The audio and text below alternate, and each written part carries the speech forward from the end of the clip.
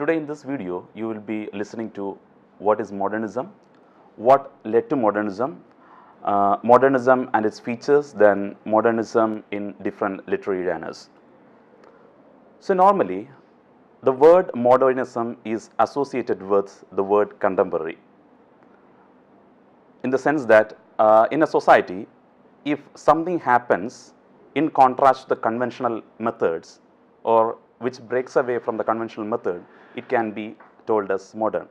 To drive home the idea, I can give you a rude example that in a society when everyone wears sari and a few people start wearing chudidar, you can call it as modern. And after a few days, when everyone start wearing chudidar and a few people start wearing jeans, you can call jeans as modern. So modernism changes in each period, and in every period there is modernism. So in Elizabethan period, in neoclassical period, or in romantic period, we have modernism. But modernism as a movement is said to have happened in the beginning of the 20th century, or which has happened in the first half of the 20th century.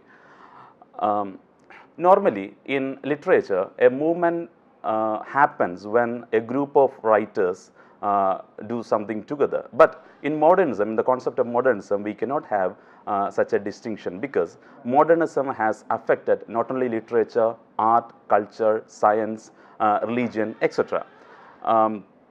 So it affected not a single art form, it affected many art forms. So modernism is an umbrella term which covers all such movements. Modernist art initially began in the European capitals like London, Paris, Milan, Berlin and St. Petersburg.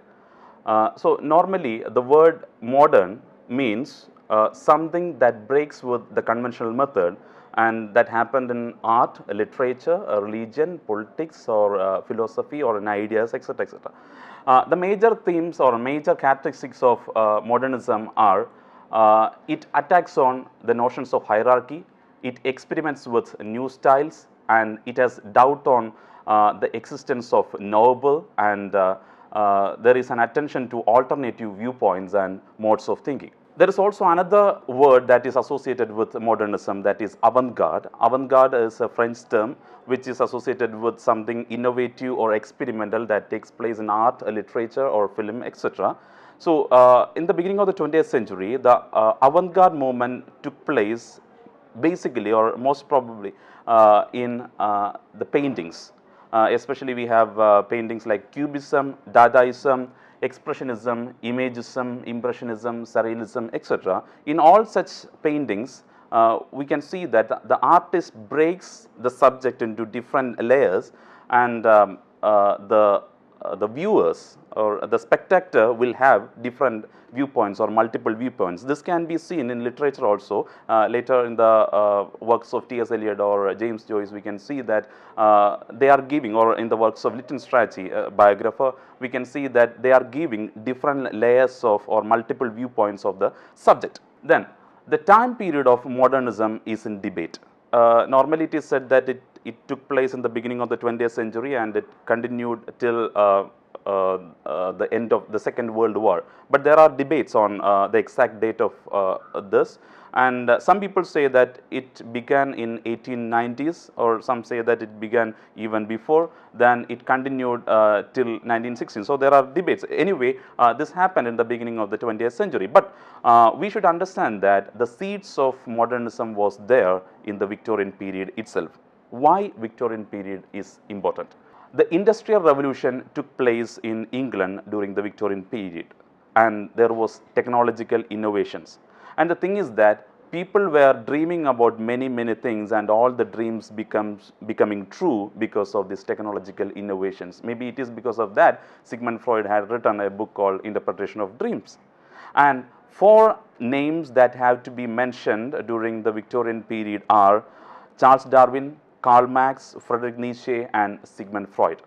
Charles Darwin, actually all these four writers or all these four thinkers, philosophers have, it is said that they have given four slabs to the conventional psyche of the human mind, because Charles Darwin said that Bible is wrong, because with his Origin of Species, he said that what is said in Bible about the creation of the world is wrong. Then Marx said that in every human relationship there is a utilitarian basis, or every human relation can be described in economic terms. Then Friedrich Nietzsche said that God is not existing, or God is dead. Then Sigmund Freud said that even in the divine relationship between a father and daughter, or a mother and child, or mother and son, there is a type of sexual impulse. He tried to explain it with the Oedipus complex and Electra complexes. Oh, so these four thinkers were giving four slaps to the conventional psyche of human mind. Okay. So Victorian period ends in 1901 with the death of Queen Victoria. And from 1901, her son Edward VII becomes the king. And at this period, we have the Edwardian poetry. It was in the beginning of the 20th century, but the Edwardian poets did not move away from the conventions, because they were backed by the conventional writers. So they continued the traditional methods of writing.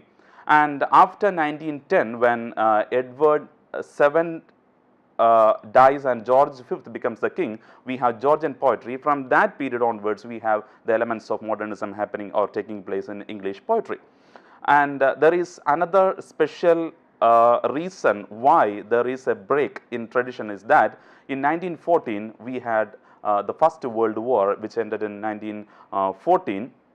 And it is an acceleration point for modernist writers, because from that period we have high modernism in English literature.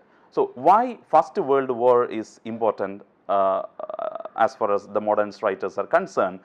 Because it was a realization for the British, or the British Empire, that they were not the only powerful country in the world, and there are a lot of other countries in the world which are so powerful or more powerful than England. And they have seen the world being divided into two phases, and they have witnessed the horrors of war. Then another thing is that for the people of England, Europe became a hopeless place. And the fourth thing is that the writers of that era started to think on, or started to debate on, the use of the conventional methods for representing the harsh realities that they were witnessing, or they were experiencing at that time. Then during this period, we have a movement that started in London, which is called Imagist movement. And T. E. Humes is the first person who has brought this Imagist tradition into England. There was another person who was the backbone of Imagist poetry, that is Ezra Pound, and his dictum, that is "Make it new," became the divine slogan, or the driving slogan behind this modernist movement. So all the writers, poets, dramatists, novelists, biographers, they were trying to make the things new. They were moving away from the conventional methods of narrating things, and they were doing some experiments on this kind of literary making. Then during this First World War, we have another set of poets whom we can call as war poets. They include Seaford Sassoon, Robert Brooke, Wilfred Owen, etc. And one thing we have to note, that these writers were talking about war and the pity of war. The interesting thing is that till then we have seen poets sitting in farmhouses listening to the sound of nature, maybe the sound of skylark or nightingale, and writing about some imaginary things. But here now we have soldiers writing or officials writing poetry, and the pastoral has been taken away by mechanical or industrial settings. 1922 is a milestone year as far as modernists are concerned, because in this particular year we have two publications. One is James Joyce's seminal work Ulysses, and T.S. Eliot's work The Wasteland. And all the features of modernism can be seen in these two works. T.S. Eliot's The Wasteland is said to be a heap of broken images, and he has used fragmented utterances to drive home the idea that he wanted to convey through this work. Then after Ulysses, James Joyce came out with another radical or sound-breaking work which is Finnegan's Wake, in which he was trying to generate or he was trying to invent a new language. Those who have read Finnegan's Wake can understand that when Finnegan enters into a room, you can hear the sound Finnegan makes while he enters into the room. James Joyce doesn't say that Finnegan was entering into the room simply. Okay, so after this, there were a lot of experimental works coming in England. Some of the features of modernist poetry are that it has a questioning self, then it explores the technical innovations, then there is juxtaposition of unconnected material, and one very significant thing is that there is blurring of genres. For example, in Eliot's and E. Cummings' poetry, we can see prose. Then in Virginia Woolf's and James Joyce's prose, we can find poetry. So there is a blurring of genres taking place in modernist writings. The influence of Sigmund Freud and later Carl Gustav Jung had contributed a lot to the novelists of the modern period. The novelists were using a special technique called stream of consciousness, and as you are aware of that, stream of consciousness is a technique in which the writer talks about the mental work of the character without regard to time and place.